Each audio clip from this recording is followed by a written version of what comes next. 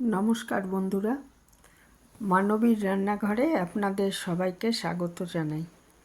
আমার আজকের রেসিপি পাকা তালের বড়া।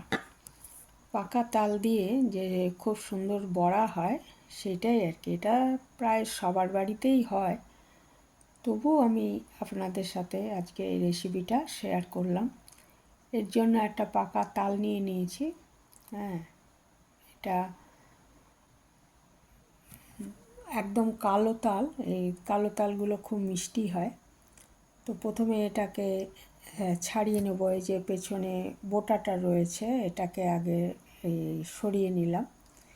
নিয়ে এটা আস্তে আস্তে এর যে খোসাটা সেটা আমি এইভাবে তুলে নিয়েছি,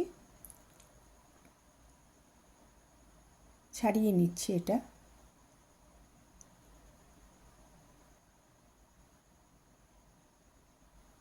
তা এই তালের বড়ার সঙ্গে কিন্তু তালের পাল্প বা রস দিয়ে অনেক রেসিপিই হয়। তার মধ্যে সবচেয়ে জনপ্রিয় আমার মনে হয় এই তালের বড়াটাই। তাছাড়া তালের ক্ষীর হয়, তালের পোড়া পিঠে হয়, হ্যাঁ, আরও অনেক ধরনের রেসিপি হয়। তো এই খোসাটা আমি এরকম ছাড়িয়ে নিয়েছি। তারপরে এই যে ভেতরের অংশটা, এটা এরকম আটি, এটা তিনটে আটি ছিল। তো এইগুলোকে আমি আগে একটা গ্রেটারের সাহায্যে কিন্তু আজকে আমি কাইটা বার করেছি। এটা ঝুড়ির সাহায্যেও খুব ভালো হয়, মানে বেতের যে ঝুড়িগুলো হয় তার সাহায্যেও খুব ভালো মতো বার করা যায়, বা প্লাস্টিকের ঝুড়িতেও করে নিতে পারেন। তো আমি কিন্তু আজকে গ্রেটারের সাহায্যে করে নিয়েছি। খুব তাড়াতাড়ির মধ্যে হয়ে গেছিলো এটা। আর আঁশও এটা দিয়ে করার ফলে আঁশগুলো তো বাদ দিয়ে দিতে হয়। তো ওই আঁশগুলো এটা মানে গ্রেটারে আটকে যাচ্ছিলো, ফলে আমার খুব সুবিধাই হয়েছিল এইভাবে করতে। এই যে আমি একটা দেখুন ছাড়িয়ে নিয়েছি কাইটা। হ্যাঁ, যখন প্রায় এরকম সাদা সাদা হয়ে আসবে তখন বুঝতে হবে যে হ্যাঁ এটা হয়ে গেছে, আর বেরোবে না। তো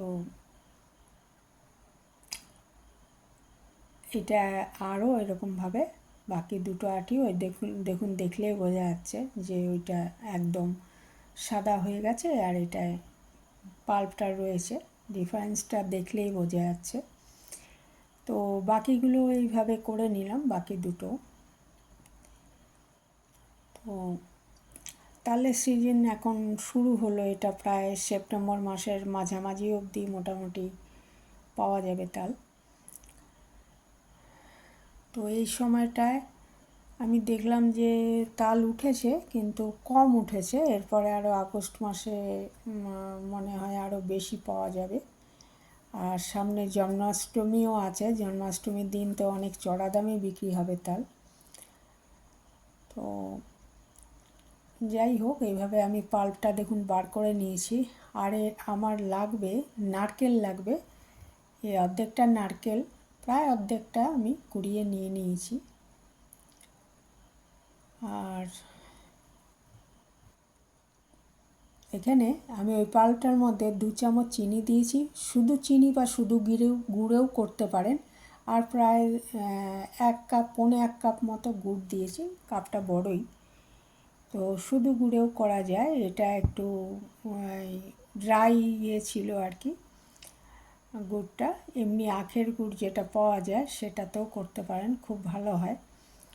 আর গুড়ে কিন্তু বেশি, আমার মতে গুড়েই বেশি ভালো হয়। হ্যাঁ, চিনিতেও করা যায়। আমি এটা সামান্য একটু চিনিও দিয়েছি এর মধ্যে, কিন্তু শুধু গুড়েও খুব ভালো হয়। আর এটাকে আমি ভালো মতো মাখিয়ে একটু রেখে দিচ্ছি, হ্যাঁ, যাতে এটা ওই চিনি 2 চামচ দিয়েছি ওটাও একটু গুলে যাবে, আর এই গুড়টাও ভালো মতো মিশে যায় যাতে। আর এখানে আমি 1 কাপ মতো সুজি নিয়ে নিয়েছি। সেটা একটু চালনির সাহায্যে চেলে নেব, কারণ পোকা থাকতে পারে, বর্ষাকাল তো, সেই জন্য আমি একটু চেলে নিচ্ছি। পোকা ছিল না, কিন্তু তাও আমি চেলে নিয়েছি। আর এর মধ্যে সামান্য একটু আটা দিয়ে দেব পরে। আগে এইটা সুজি সহ সুজিটা দিয়ে ভালো মতো মাখিয়ে এটা আমি মিনিট 10 রেখে দিচ্ছি। তাহলে সুজিটা এর মধ্যে এই জলীয় ভাবটা আর কি তালের মধ্যে যে বা গুড়ের মধ্যে যে জলীয় ভাবটা আছে সেটার সাথে মিশে একটু ফুলে উঠবে। সেই জন্য আমি মিনিট 10 রেখে দিচ্ছি। সুজির বদলে কিন্তু চালের গুঁড়ো দিয়েও খুব ভালো হয়।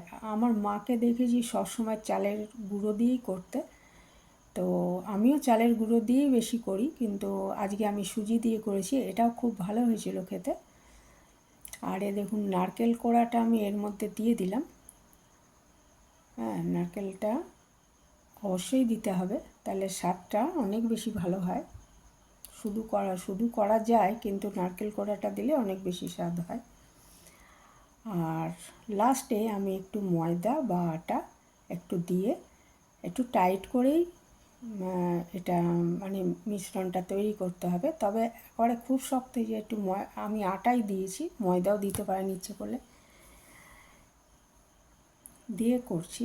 তবে আমি কিন্তু খুব বেশি সুজি বা আটা মেশালাম না, তাতে হয়তো বড়াগুলো দেখতে বেশি ভালো হবে, কিন্তু তালের স্বাদটা বেশি যদি চালের গুঁড়ো বা সুজি বা আটা বা ময়দা দিয়ে দিই, তাহলে তালের স্বাদটা ভালো পাওয়া যাবে না। সেই জন্য আমি কিন্তু কমই দিয়েছি পরিমাণে, সেই জন্য এটা খেতে খুব ভালো হয়েছিল। তারপরে আমি একটা কড়াইতে সর্ষের তেল নিয়ে ভালো করে গরম করে নিচ্ছি। একটু ডুবো তেলে ভাজলেই ভালো হয়।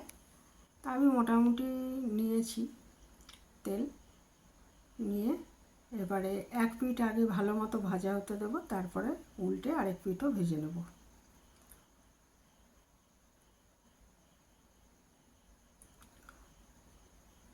চালের গুঁড়ো না থাকলে সুজি দিয়েও কিন্তু এরকম বানিয়ে নেওয়া যায় এবং খুবই ভালো হয় খেতে। আজকে আমি সুজি দিয়েই করেছি।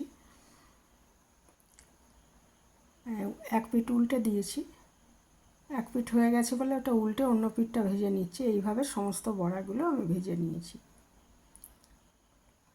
আর তালের বড়া কিন্তু ধরুন আজকে সন্ধেবেলায় ভাজলে পরের দিন সকালে বেশি ভালো লাগে খেতে, অর্থাৎ পিঠের মতোই এটা, একটু বাসি হলে খেতে ভালো লাগে বেশি।